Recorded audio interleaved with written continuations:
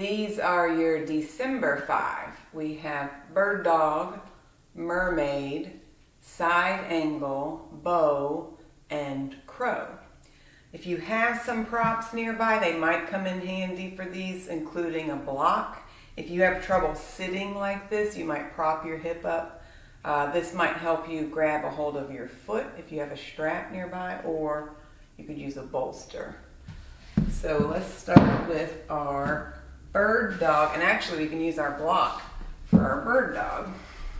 This is a stabilization move. I'm going to find my neutral spine, maybe just lift one leg a tiny bit, lift my other leg. Where I'm headed is opposite arm and leg, moving my limbs without letting my pelvis move. And how do I know?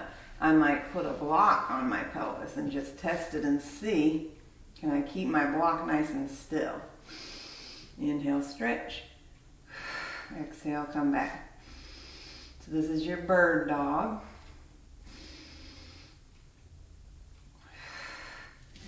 Shoulder and hip stabilization, really good for if you've got any kind of back issues, any back pain. It's good to support your core.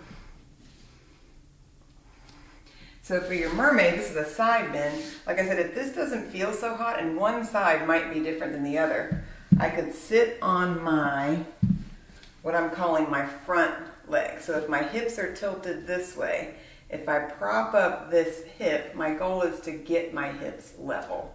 So if that feels okay to sit on a block, do that. If you don't need the block, you can sit on the floor, and we have an easy breezy little side bend. I'm going both directions, side bend and side bend. And I'm trying to, for this first part, just do a side bend and not rotate my spine. And I'm breathing, of course, side bend. Here comes part two. You could add a little spine rotation. I could do my side bend and then reach under, but I've still got this back hip on the ground. My neck is relaxed. So part two was side bend, reach under, tummy's working, neck is relaxed, I can breathe. I'll do two more, side bend and reach, side bend and reach. And then to switch to the other side. Again, if this is not comfortable for you, find your block, stick it under your front hip, what I'm calling your front hip. And I'm trying to also let this knee drop down. That might not be happening today. If you feel like this is really uncomfortable, you could support your knee. So look, all this support we got to be successful. Yeah. Here's your side bend to the other side. Easy does it. So one side might be a whole lot different than the other. So give yourself support where you need it. Here comes your side bend and you reach through. It's like someone's pulling my t-shirt back and I'm stretching the whole front side and my back side of me from my shoulder to my hip. So I've got now side bend plus spine rotation. We'll do two more. Trying to relax my hips and legs. That's our mermaid plus a little twist.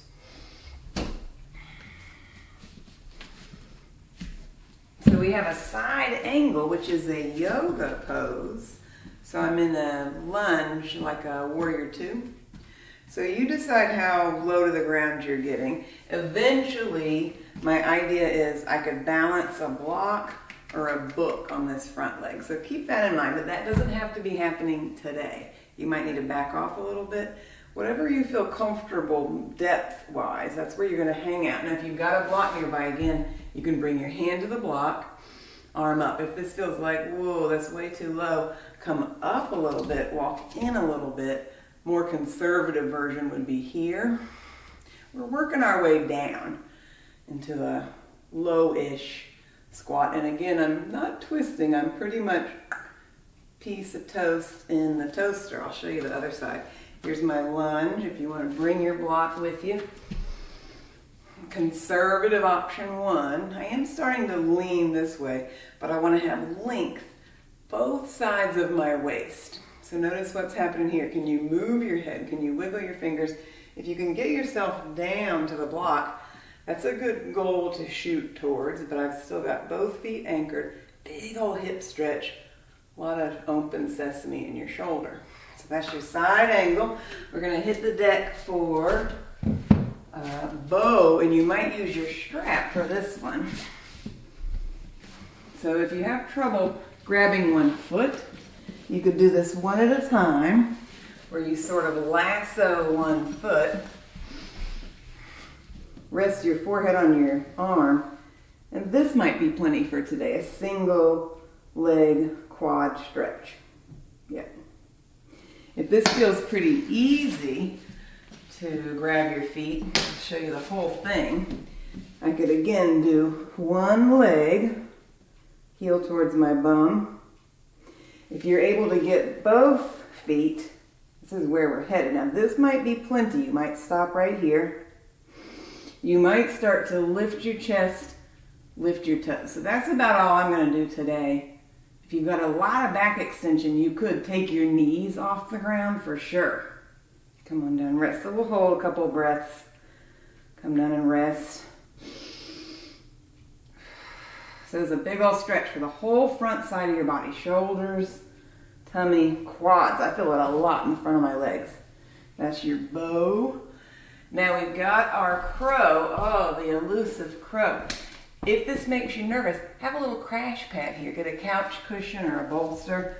I like to start this one standing on a block. So the first step is being able to get into a low squat where I can bring my elbows inside of my legs. So if you're not able to do that just yet, just play with that, getting into some type of a squat position, because this is going to be key for getting up into your little crow.